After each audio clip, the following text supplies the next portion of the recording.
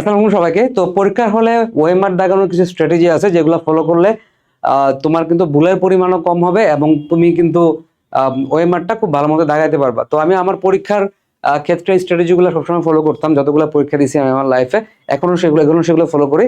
তো চলো আমি তোমাকে একটু দেখাই। তো সবার প্রথম কাজ হচ্ছে যে তোমাকে একটা ওএমআর দিবে। ওএমআরটার ভিতরে তোমার বেসিক ইনফরমেশনগুলো সব থাকবে, ঠিক আছে? রোল নাম্বার, রেজিস্ট্রেশন নাম্বার, বিষয় কোড, সেট কোড, ওএমআর দাগানোর জায়গা, ঠিক আছে? এরকম এরকম বেসিক ইনফরমেশনগুলো ওখানে থাকে, ঠিক আছে? এটা আমি গুগল থেকে নামাইছি একটা ওএমআর।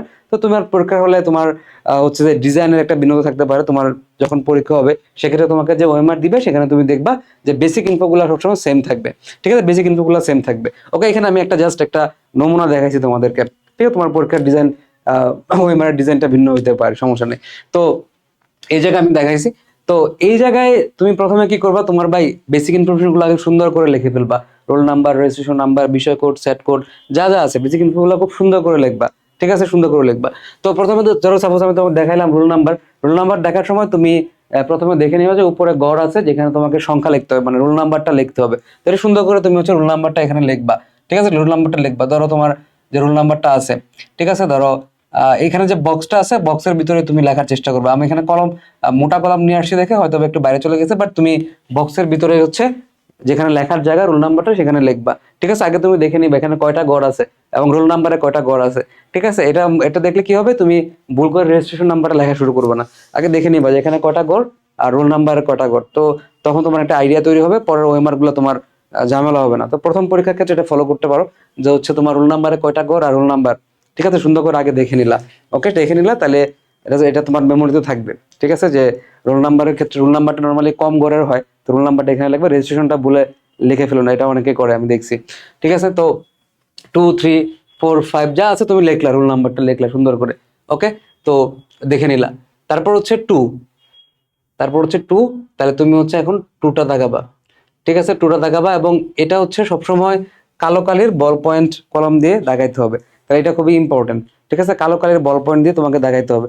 এখন টুটা যে ফিল আপ করলা, এটা করার আগে তুমি কিছু স্ট্র্যাটেজি ফলো করতে পারো যাতে তোমার দাগানোটা খুব ইজি হয়, মানে ইজি হয়। যেমন তুমি দাগাবা, তাহলে তিনের আগে একটা কলমের নিপটা তুমি এখানে নিয়ে নাও, তিনের উপর নিয়ে নাও, দেখো ঠিক আছে কিনা।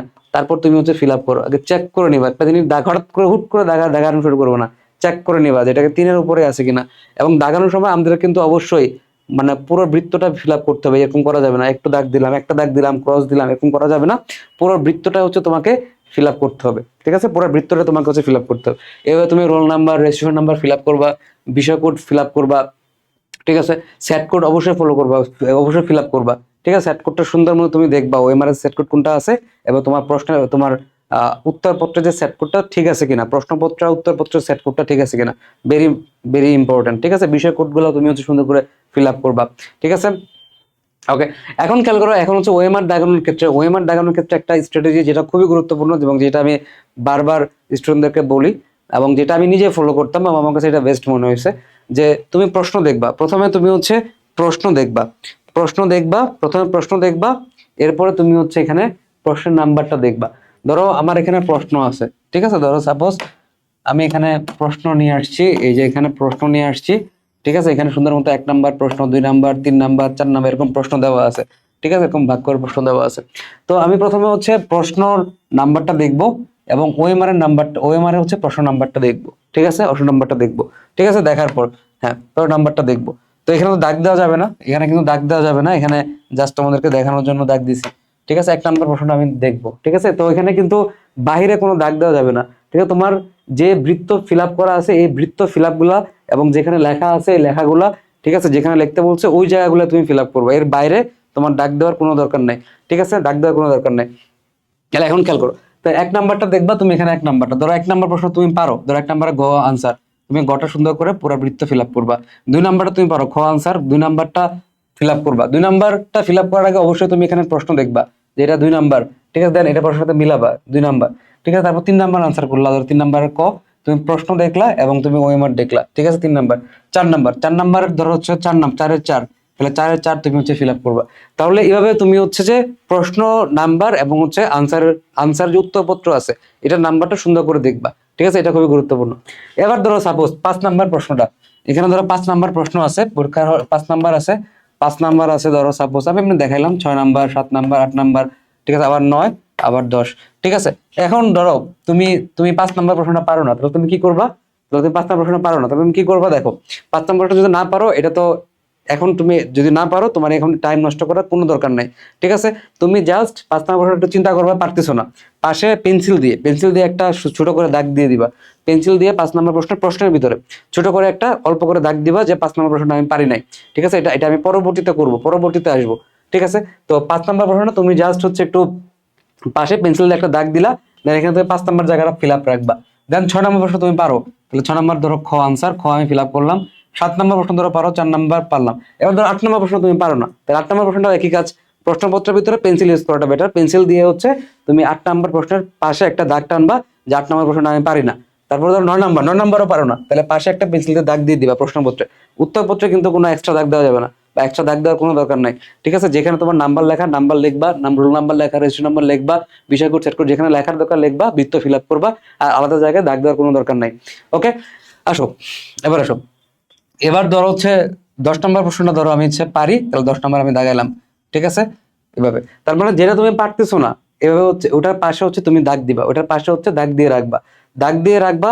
এটা কারণ কি? কারণ ওই প্রশ্নটা তুমি একটা মার্ক করে রাখলে যে এটা আমাকে পরবর্তীতে, মানে সেকেন্ড রাউন্ড যখন আমি শুরু করবো, সেকেন্ড রাউন্ড মানে তো বুঝতেছো, সেকেন্ড রাউন্ড মানে হচ্ছে প্রথম থেকে লাস্ট পর্যন্ত, একদম প্রথম থেকে লাস্ট পর্যন্ত যতগুলো প্রশ্ন থাকবে, ধরো 30টা প্রশ্ন আছে, তাহলে 30টা প্রশ্ন আছে, হ্যাঁ, ধরো সাপোজ ধরো 30টা প্রশ্ন আছে, তাহলে 1 থেকে 30টা এমসিকিউ তুমি হচ্ছে একদম প্রথমে চলে যাবা, প্রথম রাউন্ডে চলে যাবা, প্রথম রাউন্ডে চলে যাবা, মানে প্রথম থেকে লাস্ট পর্যন্ত যেগুলো পারো সাথে সাথে দাগায় ফেলবা, যেগুলো পারো সাথে সাথে দাগায় ফেলবা, ঠিক আছে। 30 পর্যন্ত একদম দাগায় ফেলবা। ধরো 30টা প্রশ্ন আছে, 30 পর্যন্ত, তাহলে 30 নাম্বারটা ধরো আমি পারি, ঠিক আছে। 29 নাম্বারও পারি, 28 পারি না, 27 পারি না, 26 পারি, ধরো এরকম একটা জিনিস আসছে তোমার, ঠিক আছে। এরকম একটা ধরো এগুলো তুমি পারছো, যেগুলো পারছো সাথে সাথে তুমি হচ্ছে দাগায় ফেলবা। এবার সেকেন্ড রাউন্ডে গিয়ে তুমি দেখবা যে হচ্ছে কোনগুলা প্রশ্নের ভিতরে তোমার হচ্ছে যে দুইটার ভিতরে কনফিউশন। কিছু কিছু প্রশ্ন থাকে যেগুলোতে তোমার হচ্ছে যে দুইটার ভিতরে কনফিউশন থাকে। প্রথমে যেগুলো দাগাইছো এগুলো একদম হুবহু তুমি একদম 100% শিওর দাগাই ফেলছো। তারপর হচ্ছে তোমার দুইটার ভিতরে কনফিউশন যেগুলো আছে, তো দুইটার ভিতরে যেগুলো কনফিউশন, এরপর দুইটার ভিতরে যেগুলো কনফিউশন আছে তুমি সেগুলো দাগাবা, দুইটার ভিতরে যেগুলো কনফিউশন এগুলো দাগাবা। এবং তুমি যখন দাগাবা তখন তুমি ধরো ওইটা তুমি কেটে দিতে পারো। ধরো ওকে আগে তো একটা দাগ দিছো, তার মানে তুমি এটা দাগাও না, পরে আবার ক্রস দিয়ে দিলা, তার মানে তুমি দাগাই ফেলছো, ঠিক আছে। তাহলে দাগাই ফেলছো, বা হচ্ছে তুমি পেন্সিল দিয়ে মুছে দিতে পারো, এত টাইম তো থাকে না, ঠিক আছে। তুমি তখন তুমি হচ্ছে ওটাকে আরেকটা দাগ দিতে পারো, বা হচ্ছে একটা গুল্লা দিয়ে রাখতে পারো, গুল্লা দিয়ে বোঝাচ্ছ যে এটা তুমি করে ফেলছো, ঠিক আছে। সেকেন্ড রাউন্ডে যাওয়ার সময় তুমি এটা করে ফেলছো, ঠিক আছে। তার মানে সেকেন্ড বার তুমি যখন যাবা তখন দুইটা অপশনের ভিতরে যেগুলো কনফিউশন সেগুলো তুমি হচ্ছে দাগাবা, ঠিক আছে। সেকেন্ডের ক্ষেত্রে, ওকে, সেকেন্ডের ক্ষেত্রে, ওকে, দুইটা অপশনের ভিতরে যে কনফিউশন গুলো থাকবে এগুলো তুমি হচ্ছে দাগাবা, ওকে। এরপর এরপর তুমি সেকেন্ড রাউন্ডে তুমি কিন্তু আবার লাস্ট পর্যন্ত চলে যাবা, ঠিক আছে, লাস্ট পর্যন্ত চলে যাবা, ওকে। এরপর আসো, এরপর এরপরে যদি তোমার এরপর টাইম থাকে, তারপর হচ্ছে তুমি কিন্তু 3টা অপশন 4টা অপশন এভাবে যাইতে পারো, ঠিক আছে। এভাবে তুমি হচ্ছে যাইতে পারো যেগুলো কনফিউশন থাকে, ওকে। এটা তোমাকে অবশ্যই মাথায় রাখতে হবে, এটা কিন্তু খুবই ইম্পর্টেন্ট, ঠিক আছে, এটা কিন্তু খুবই ইম্পর্টেন্ট। তাহলে প্রথম রাউন্ডে তুমি হচ্ছে যে একেবারে লাস্ট পর্যন্ত গেলা, যেগুলো তুমি পারো একদম হুবহু তুমি হচ্ছে দাগাই ফেললা, একদম 100% শিওর, ঠিক আছে, 100% শিওর, ওকে। এবার সেকেন্ড রাউন্ডে গিয়ে তোমার যে দুইটার ভিতরে যেগুলো কনফিউশন সেগুলো তুমি হচ্ছে দাগাবা, তারপর হচ্ছে 3টার ভিতরে কনফিউশন, ঠিক আছে। এভাবে তুমি হচ্ছে সামনের দিকে আগাবা। তুমি ধরো সাপোজ একটা পারতেছো না, পাঁচ নাম্বারটা ধরো হচ্ছে তুমি পারোই না, ঠিক আছে, 5 নাম্বারটা পারোই না, কিন্তু 5 নাম্বারটা নিয়েই তুমি হচ্ছে পড়ে আসো। ধরো 5 নাম্বারটা পড়ে আসো, তোমার টাইম তো চলে যাচ্ছে, ঠিক আছে, টাইমের দিকে কিন্তু তোমাকে অবশ্যই খেয়াল রাখতে হবে, টাইম টাইম ঠিক আছে, এমসিকিউ দেখানোর সময়। তাহলে 5 নাম্বারটা নিয়েই তুমি 10 মিনিট পরে আসো, কিন্তু তুমি জানো যে 28 পারো, ধরো 26 পারো, 23 পারো, 17 পারো, এই পর্যন্ত তুমি আসতেই পারো না, তুমি এই 5 নাম্বারে পড়ে আসো, তাহলে কিন্তু তোমার পরীক্ষা কিন্তু দেখা যায় তোমার খারাপ হবে। কারণ তুমি দেখবা যে এখানে একটা ধরে নাই পারতে পারো, কিন্তু লাস্টের দিকে তুমি কিন্তু পারতেছো, ঠিক আছে। তো এই স্ট্র্যাটেজি ফলো করবা, একদম প্রথম থেকে লাস্ট পর্যন্ত তুমি একবার দেখে যাবা যে কোনগুলো তুমি পারো।